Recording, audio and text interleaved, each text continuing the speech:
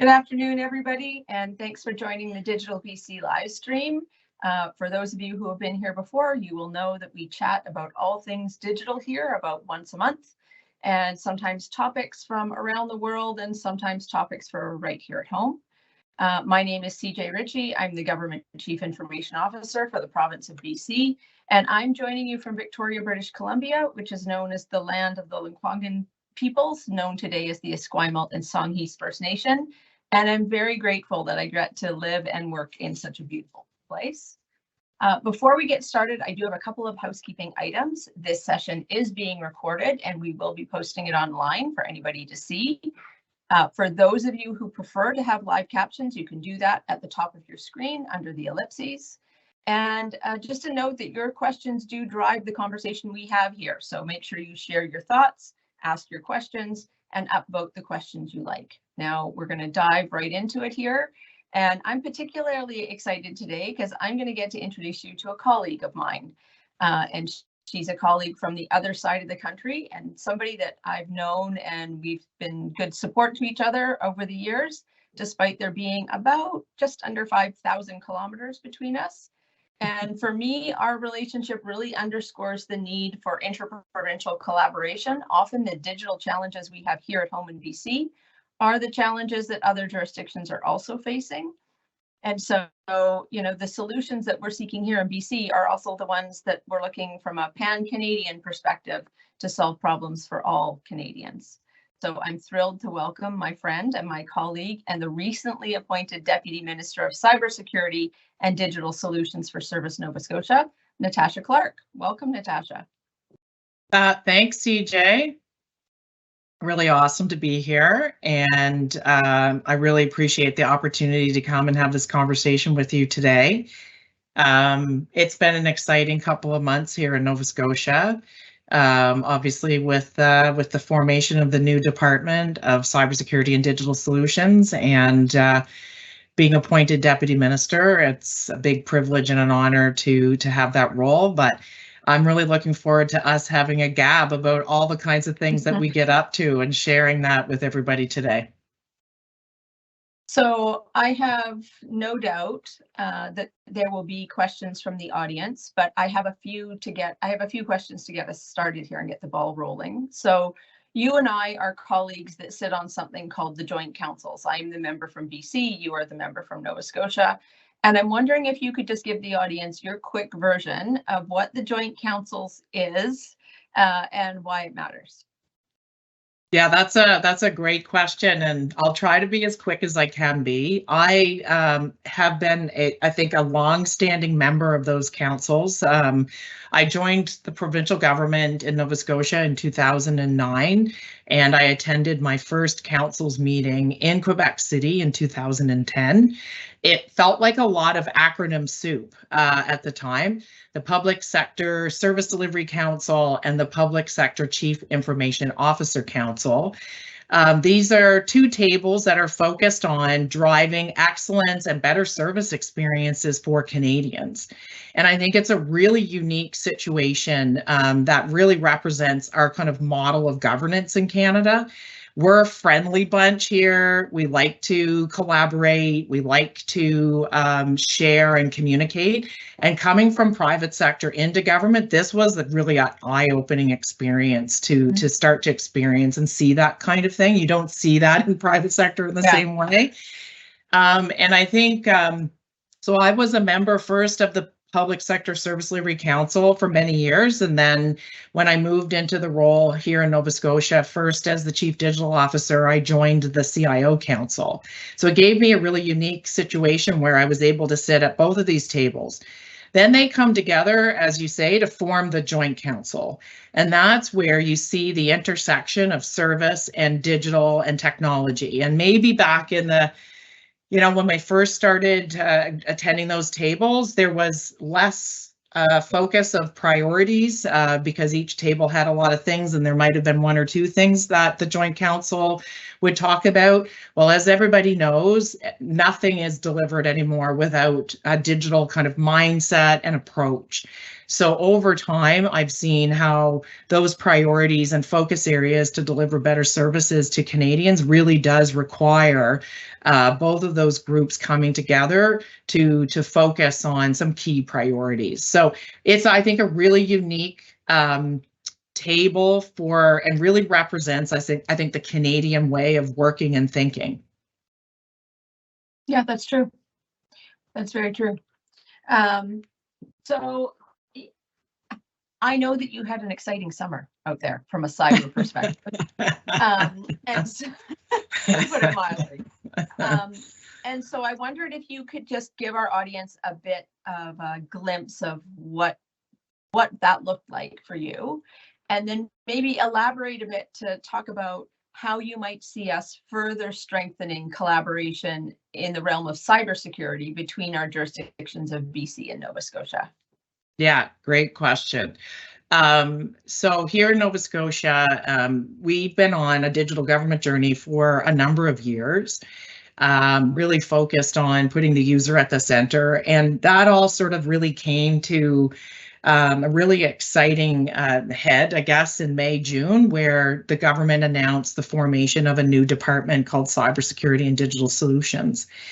And so that happened early June. I'm going to get the number wrong, but I feel like it was 7 or 8 days in as the new department and as the new deputy minister. Unfortunately, Nova Scotia was one of those jurisdictions that was affected by this global MOVEit cyber attack. And so I'm really, really proud of the team at the CSDS and our response. Nobody wants to be in this situation. No one.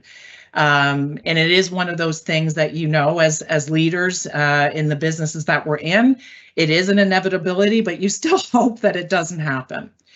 And so what I would say to answer your question, CJ, I mean, we're already doing these things in terms of those tables that we just talked about. Those aren't just about, you know, meeting and having the muffins. You are building relationships and rapport with other colleagues that are tackling the same issues. And so sometimes, you know, an incident like ours, we're going to have a number of learnings from, and we're going to want to share those with our colleagues so that we can all collectively get stronger.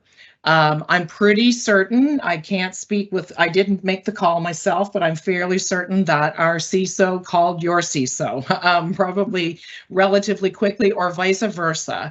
And so that community of practice is really critical, because getting ahead of things, getting information in a timely fashion is one of the steps that we need to take in order to put up our best defenses. And so really those lessons learned, that collaboration. But I also think the practices and the technologies that we're putting in place in our jurisdictions, like, we shouldn't be doing these things alone, right? So, you know, as we roll out certain types of technologies, if I know British Columbia has done that already, you're going to get a phone call to say, what did you learn? What didn't go well? So you can only have that kind of trust and open dialogue if you have those relationships established. And then collectively as a nation coming together to, you know, put that shared knowledge and experience all in one place so that we can learn from each other is really important. But also, where do we need to make the right types of investments, and how do we bring private sector to, you know, to the table so that we can have strength in numbers. The cyber criminals are well-funded, well-resourced. Governments have competing priorities, and they have many things that they need to take care of on behalf of their citizens and their tax base. And so we're disadvantaged in terms of, you know, we don't have the same type of funding that an organized crime unit like that has. And I'm not suggesting that we should. So I think that strength in numbers is really important. And that's certainly something that we as a small jurisdiction have really leveraged in those relationships with larger jurisdictions like British Columbia.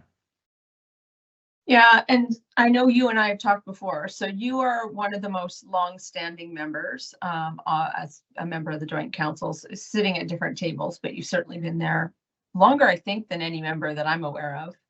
And you and I have talked before about what it takes to do transformation on this scale. Like, it's a really long game, right? And I know that I've heard you talk about implementing change and meeting citizens where they are, and how that feels at times like a speck of sand on a really, really long beach.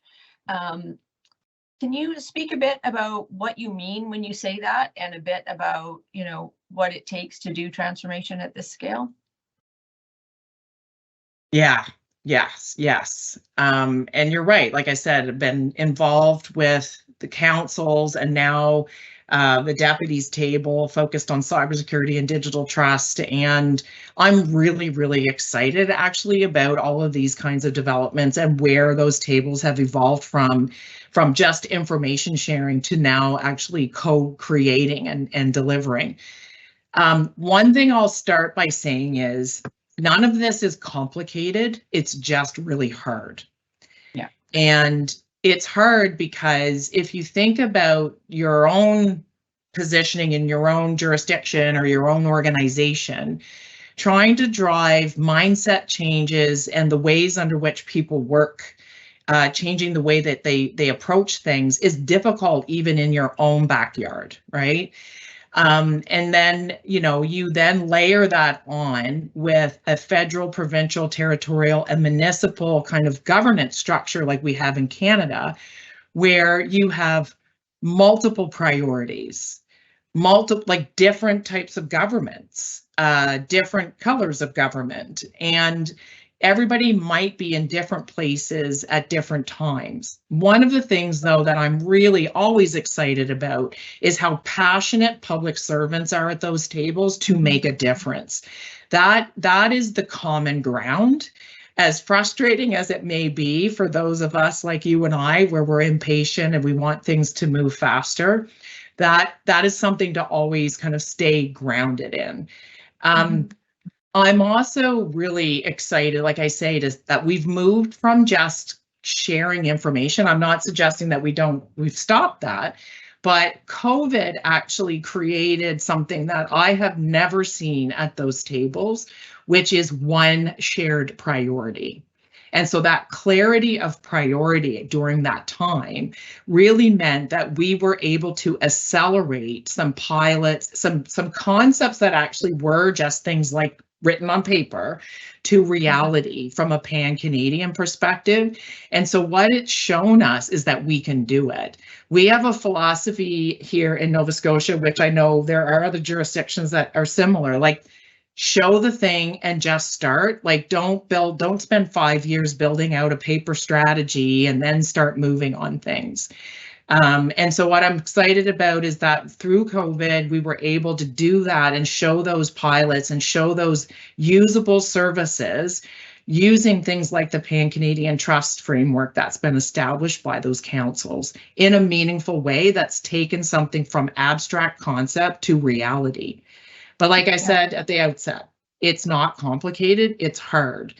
And at times it means you just have to meet people where they are, and you need those early starters like British Columbia has been, Quebec has been, Ontario and others, to start to pave the way. And then others can be fast followers when their jurisdiction is ready and in a place to be able to take those things on.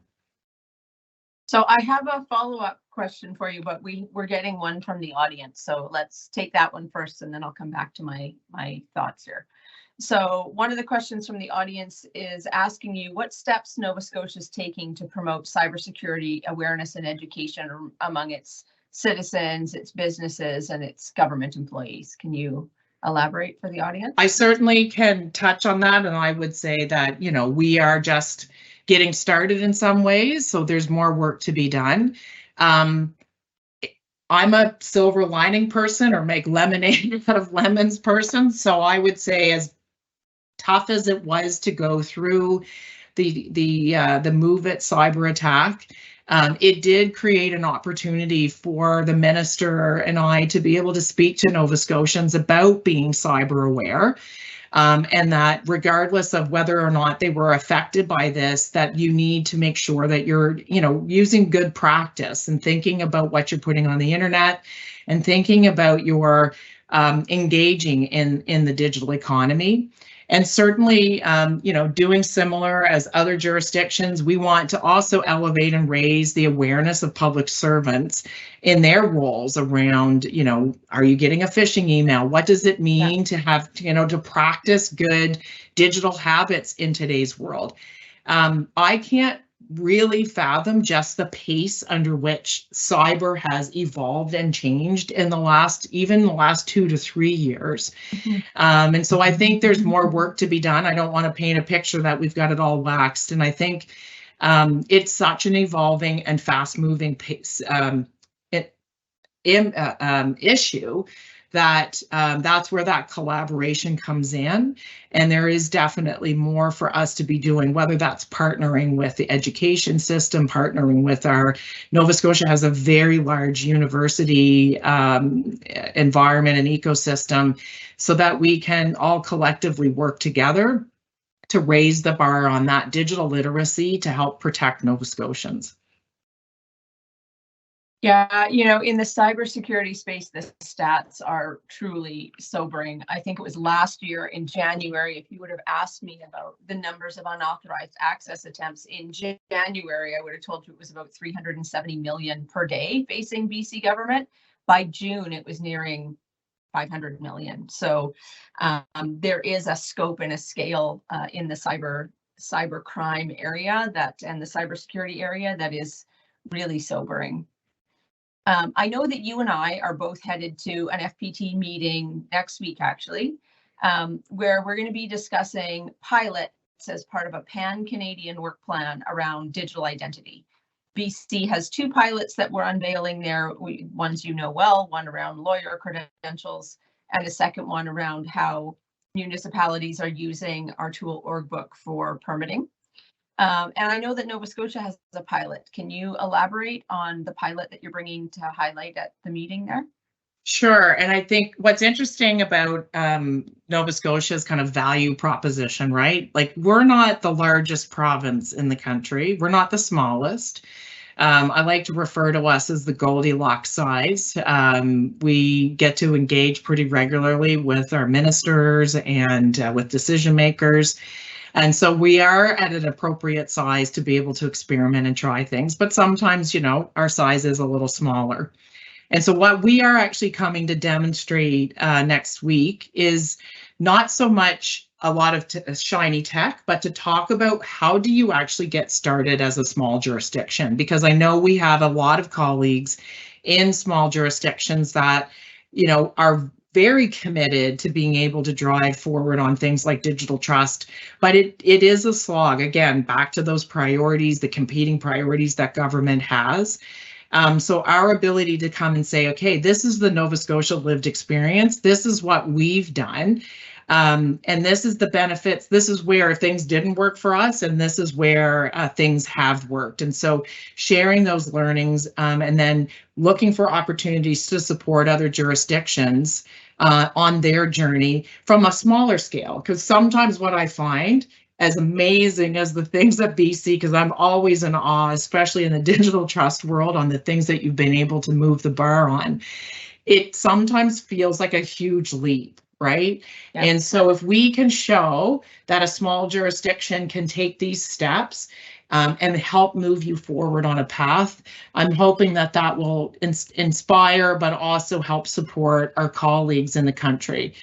This particular agenda, I'm really like our ability to help Canadians be able to interact digitally in a safer way, I think is a core part of our job as a public servant. And so how can we help other jurisdictions be able to raise their game? I think it's just going to help all of us in the long run. So that's a bit of a shaping and framing of what we're going to talk about next week.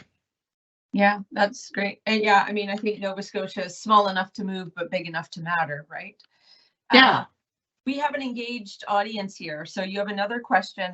This focused more on the cybersecurity. Everybody wants to hear about cybersecurity today. And the question is, what role does international cooperation and information sharing play in Nova Scotia's approach to cybersecurity, particularly in the context of global cyber threats? And Move It is a good example of that. Yeah, no, great question. So given that we're a provincial jurisdiction, and we work in a fairly large federated model, we work closely with our federal partners, again, on that information sharing and collaboration. So the Canadian Centre for Cybersecurity, could be RCMP, because they're the ones that have a lot of those kind of direct connects internationally. But certainly, because it is a global world, we stay connected ourselves where we can to make sure that we're learning and staying informed. But again, we want to make sure we're leveraging those partnerships with our federal colleagues so that we can take advantage of their direct connects into that international community.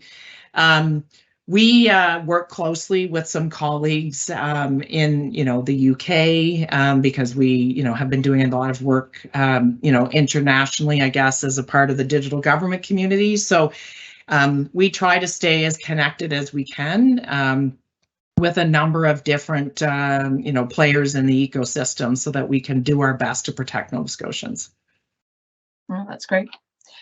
We have another question, this one more focused on collaboration, which I know is a good topic for you, asking if there are specific digital tools or platforms that jurisdiction use across the country to collaborate on digital transformation, and are different jurisdictions collaborating on shared infrastructure source code, like open source projects that support similar digital services across the country. I know I'd love to answer it, but it's your question. Well, I can hand it back to you at the end because I feel like there's a few things that you can augment, certainly, because you're much more familiar with probably some very awesome specific examples. I think this is a critical approach to government, and it's a really different one. So again, when I joined government from private sector, there was a lot of talking about, well, let's buy a piece of software from another jurisdiction that's already, invested in some sort of proprietary thing, right? Well, that is, in my opinion, it can be very fraught with issues. It sometimes can work, but it can be fraught with issues. So I do believe the future is really about how do you build once and use many times. So we saw that through COVID. We released, similar to most folks, we released a COVID, do I need a COVID test, which then evolved into, do I need to book an appointment? So we've created these kind of tools that Nova Scotians could use, and we made as many of those as we possibly could open source. And we know other jurisdictions in North America were able to leverage those. We also have benefited from using platforms like the Canadian government's Notify platform. And if folks are familiar with that, they will know that that platform was built by forking the code of the UK government's Notify platform. And so this allowed us, for example, to start delivering notifications to Nova Scotians within 48 hours, because all it took was really a phone call and the ability to leverage this platform. And so when you look at how the power of kind of using these kind of modern approaches, it really does allow us to accelerate service delivery in a really low impact way in a lot of ways. I think collaboration, and that's why I'm sure CJ said you love this question for me, because I think it's the way that we need to work. There are one taxpayer. Yes, you might have somebody that lives in BC and somebody that lives in Nova Scotia, but they might be doing things in both of our jurisdictions. And oh, by the way, they're all a Canadian. And so it's our job as public servants to work in ways under which we can build things once and use many times. And so those are just a few examples. And I feel like I'm missing another part of the question, but I'll stop there.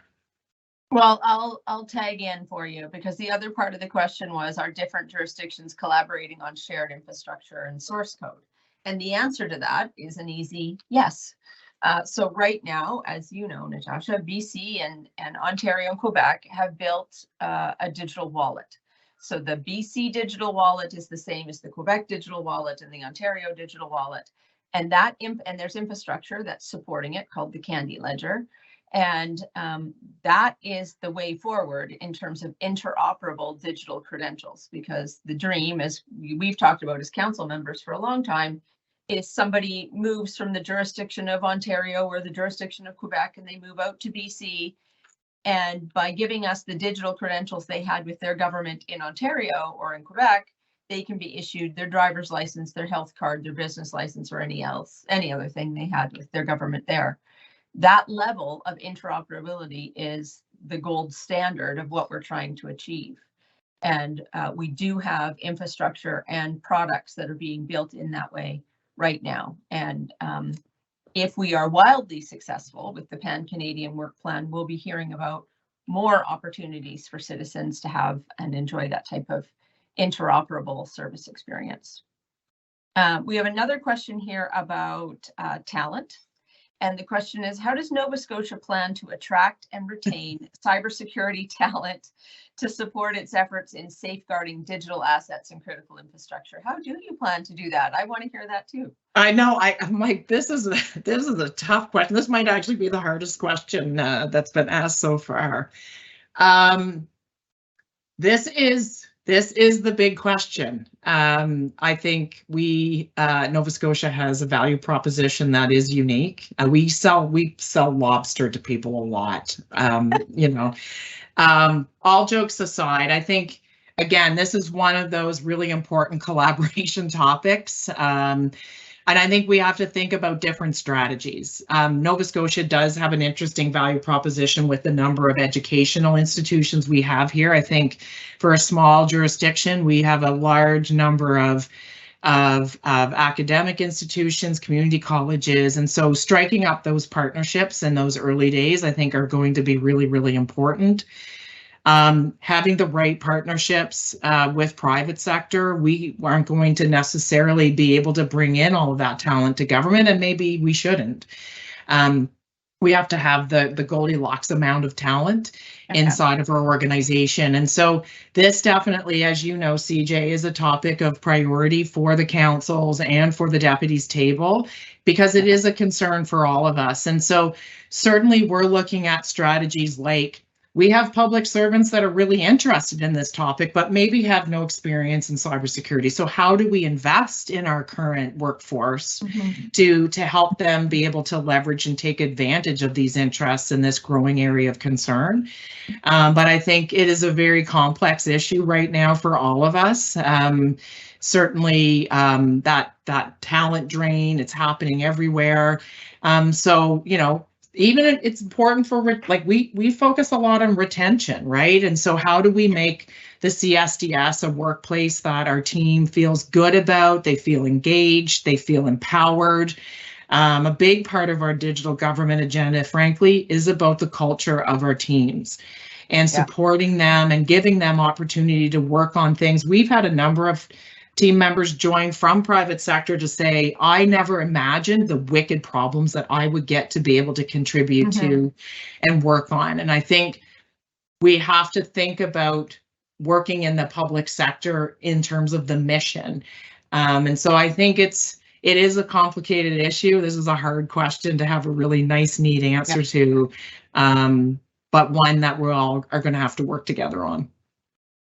Yeah, and I think for BC, certainly the hybrid remote work was helpful, as was a policy change that allowed us to not have a geographic location restriction. And so we can hire anybody from anywhere in the province. That helps, but as you know, the problems, that won't get you all the way. And so I think you have to have a bit of a mixed model in terms of how you make the most of your out of jurisdiction partnerships. How do you make the most of collaboration with the Canadian Centre for Cybersecurity, post-secondary institutions, private sector, because it really is going to be that kind of, all irons in the fire approach that gets you what you need. I think we didn't answer all the questions, Natasha. We had a really engaged audience. We had more than we could get to in the span that we have here. So we'll have to figure out how we get some of those other answers for our audience today. I think we are just about out of time, having about maybe 1 minute left. Is there anything we didn't get to in terms of transformation for digital service in Nova Scotia that you want to make sure the audience hears from you?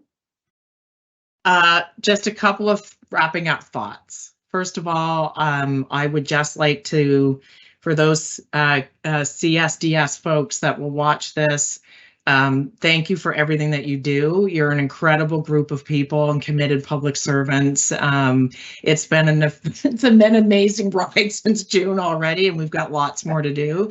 Really proud of all of you. And I want to just also say thank you to you, CJ, and to your team in British Columbia. I think we got the message across to everyone today on how much we collaborate.